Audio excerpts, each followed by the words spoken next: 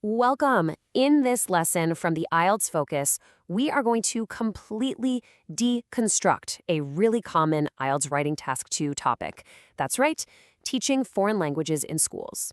We're going to dive into the ideas, the vocabulary, and all the techniques you absolutely need to craft a high-scoring essay.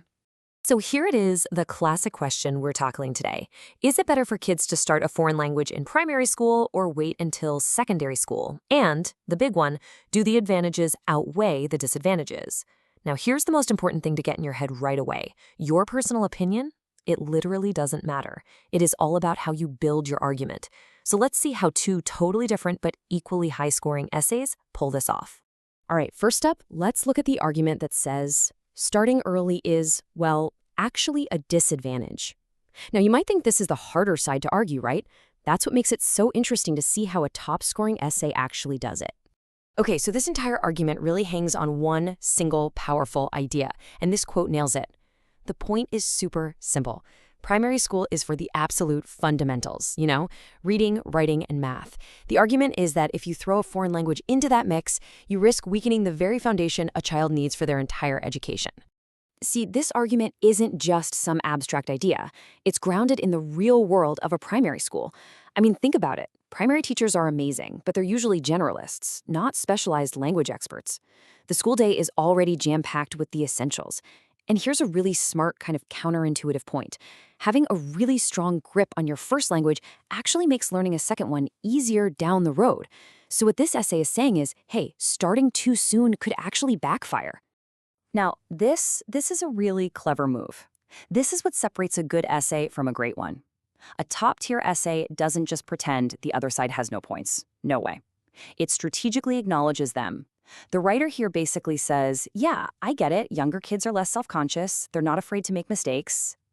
By giving that point away, the argument actually sounds stronger, more balanced, before it pivots right back to its main conclusion. That is the mark of a really sophisticated writer. Okay, so let's flip the script completely. Now we're going to explore the other side.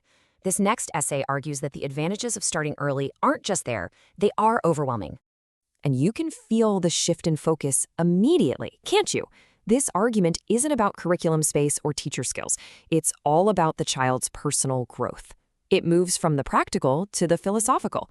We're not just talking about learning vocabulary anymore. We're talking about creating more well-rounded, globally minded people. This is where this argument really hits its stride. It leans right into that idea we've all heard a million times, that kids' brains are like sponges, right? Just soaking up language. But it doesn't just stop there, which is key. It connects language learning to something much, much bigger.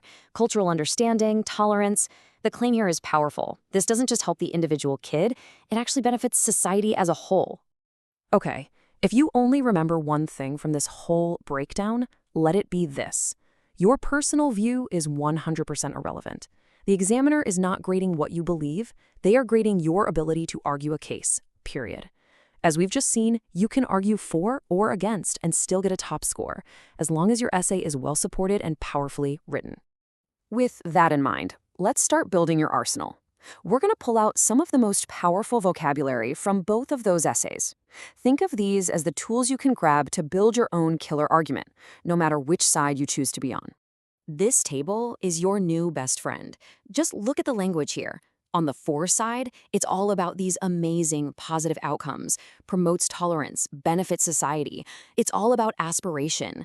Then look at the against column. It's all grounded in practical, real-world problems, unnecessary pressure, interfere with first language acquisition. So you see, these aren't just random vocabulary lists, they are entire thematic toolkits for building a really convincing case. Okay, last but definitely not least, let's break down an absolutely critical skill for your introduction. Paraphrasing the question.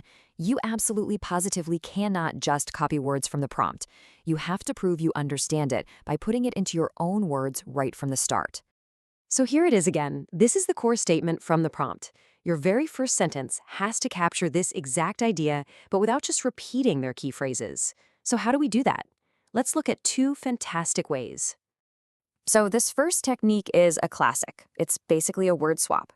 You keep the sentence structure more or less the same, but you switch out the key vocabulary. So better becomes more beneficial. Begin becomes start. It's a super simple but really, really effective way to show off your vocabulary range from the get-go. Now, the second version is a little more advanced, a bit more sophisticated. Instead of just swapping words one for one, it completely reframes the idea by focusing on the outcome. It summarizes the whole concept that learning early is good for students by using that key word beneficial. This shows a much deeper level of understanding of the question's core theme. It's a real step up. So, what's the big takeaway here? It's that success in this task has nothing to do with having the right opinion. It's all about having the right tools. And now you have them. You've got the argument structures, you've got the vocabulary, you've got the paraphrasing skills to build an absolutely powerful essay. The only question left is, how are you going to build yours?